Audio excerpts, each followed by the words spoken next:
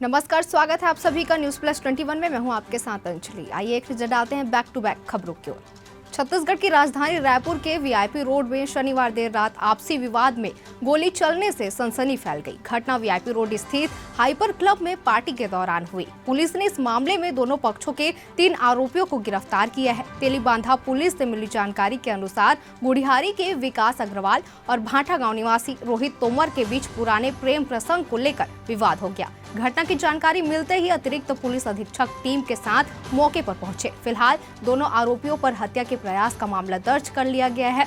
Police ने विकास अग्रवाल, रोहित तोमर और उसके साथी सारंग मंथान को गिरफ्तार कर लिया है। वहीं छत्तीसगढ़ में एक बार फिर से ठंड की वापसी हुई है। प्रदेश के न्यूनतम तापमान में एक बार फिर गिरावट दर्ज की गई है। राजधानी रायपुर, पेंड्रा, बिलासपुर और अंबिकापुर में शुक्रवार को रात का तापमान औसत से कम दर्ज किया गया। मौसम विभाग का कहना है कि मौसम में नमी आ गई है। इस वजह से शनिवार को दुर्ग और बस्तर संभाग के कुछ जिलों में हल्की बारिश हो सकती है। मौसम विभाग ने 11 और 12 फरवरी को येलो अलर्ट जारी कर दिया है। अयोध्या के राम मंदिर में स्थापित की गई रामलला की मूर्ति बनाने वाले कर्नाटक के मूर्तिकार अरुण योगीराज ने उस हथौड़े और छेनी की तस्वीर सार्वजनिक की है जिससे उन्होंने रामलला की आंखें तराशी थी। योगीराज ने सोशल मीडिया प्लेटफॉर्म एक्स पर इसकी जानकारी शेयर की। योगीराज ने लिखा, इस चांदी के हथौड़े और सोने की छेनी से मैंने रामलला की दिव्य आंखें बनाई हैं। बता दें कि अयोध्या में 22 जनवरी को अरुण की बनाई गई रामलला की प्रतिमा की प्राण प्रतिष्ठा हुई थी। इसके 3 दिन पहले 20 जनवरी को रामलला की पहली तस्वीर सामने आई थी। हालांकि तब कपड़े से उनकी आंखें ढकी हुई थी। वहीं कांग्रेस पार्टी के खिलाफ बयानबाजी और भारतीय जनता पार्टी के नेताओं से बढ़ती नजदीकियों के बीच कांग्रेस पार्टी के वरिष्ठ नेता आचार्य प्रमोद कृष्णम को पार्टी से 6 साल निष्कासित कर दिया गया है। आचार्य प्रमोद कृष्णम अयोध्या में हुए रामलला की प्राण प्रतिष्ठा कार्यक्रम में कांग्रेस पार्टी द्वारा कार्यक्रम में न जाने के बाद से लगातार कांग्रेस पार्टी के खिलाफ मुखर होकर बोल रहे थे। कांग्रेस महासचिव केसी वेणुगोपाल द्वारा जारी हुए प्रेस रिलीज नोट ने बताया कि अनुशासनहीनता की शिकायतों और पार्टी के खिलाफ बार-बार बयानबाजी को ध्यान में रखते हुए कांग्रेस अध्यक्ष मल्लिकार्जुन खड़गे ने आचार्य प्रमोद कृष्णम को तत्काल प्रभाव से 6 साल के लिए पार्टी से निष्कासित करने के लिए उत्तर प्रदेश कांग्रेस कमेटी के प्रस्ताव को मंजूरी दी है। इसके पहले शनिवार को आचार्य प्रमोद कृष्णम ने कांग्रेस के सीनियर नेता और पूर्व केंद्रीय मंत्री सलाम खुर्शीद से मुलाकात की थी। इसकी तस्वीर सोशल मीडिया प्लेटफॉर्म एक्स पर लिखा है कि कांग्रेस वर्किंग कमेटी के सदस्य पूर्व कानून मंत्री सलमान खुर्शीद को श्री कल्की धाम के शिलान्यास समारोह का सादर निमंत्रण। वहीं जब से भारतीय रिजर्व बैंक ने फिनटेक फर्म पेटीएम पर सख्ती दिखाई है और उसकी बैंकिंग सर्विसेज को बंद करने का आदेश दिया है, तब से भारत पे के को फाउंडर और बिजनेस शार्क टैंक इंडिया के पूर्व जज अश्नीर ग्रोवर लगातार आरबीआई की आलोचना करते आ रहे हैं। अब एक बार फिर से उन्होंने एक इंटरव्यू के दौरान कहा है कि केंद्रीय बैंक की कार्यवाही इस बात का उदाहरण है कि बैंक महत्वपूर्ण है, फिनटेक नहीं। अश्नीर ग्रोवर ने मिरर नाउ को दिए एक इंटरव्यू के दौरान पेटीएम पेमेंट बैंक लिमिटेड पर आरबीआई के एक्शन को लेकर बात की और इस कदम को अतियोक्ति करार देते हुए केंद्रीय बैंक की ओर से ये संदेश दिया है कि देश में बैंक महत्वपूर्ण है, फिनटेक नहीं।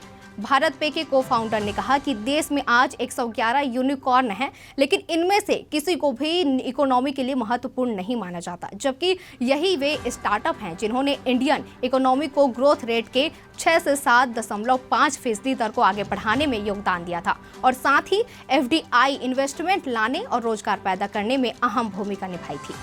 वही खबर कर्नाटक से, जहां कर्नाटक स्थित Gadga institute of medical sciences के 38 छात्रों को सरकारी अस्पताल में रील्स बनाना महंगा पड़ गया। जी हां, अस्पताल के नियमों का उल्लंघन करने पर अस्पताल प्रबंधन ने शनिवार को सभी छात्रों को हाउसमैनशिप पोस्टिंग यानी कि ट्रेनिंग को 10 दिन बढ़ा दिया है। छात्रों के कैंपस में रील्स बनाने का मामला सोशल मीडिया पर वीडियो वायरल होने के बाद सामने आया था।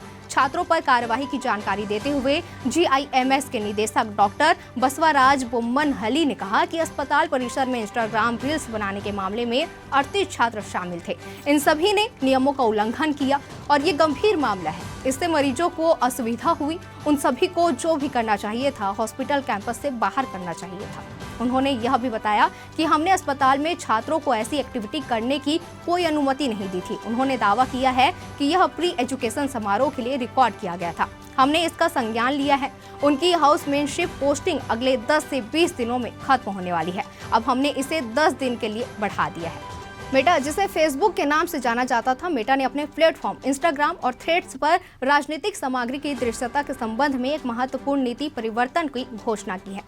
शुक्रवार को थ्रेड्स पोस्ट के माध्यम से इंस्टाग्राम प्रमुख एडम मोसेरी द्वारा दिए गए एक बयान में यह पता चला कि कंपनी अब डिफॉल्ट रूप से उपयोगिताकर्ताओं के लिए राजनीतिक सामग्री को सक्रिय रूप से बढ़ावा देगी।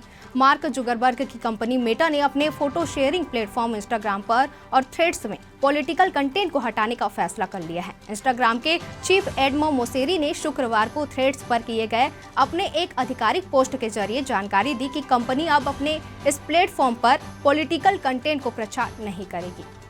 वहीं 10 फरवरी की सुबह खबर आई कि मिथुन चक्रवर्ती अस्पताल में भर्ती हुए हैं। एक्टर पॉलिटिशियन मिथुन चक्रवर्ती को स्ट्रोक आया था, जिसके कारण उन्हें भर्ती किया गया। एक्टर को कोलकाता के प्राइवेट अस्पताल में मिथुन का इलाज हो रहा है। कई डॉक्टर्स की टीम उनकी देखभाल में लगी हुई है। वो बेहतर कर रहे हैं और पूरी तरह से कॉन्शियस हैं। हालांकि उन्हें थोड़ी कमजोरी है और वो उनके बॉडी के निचले हिस्से में है।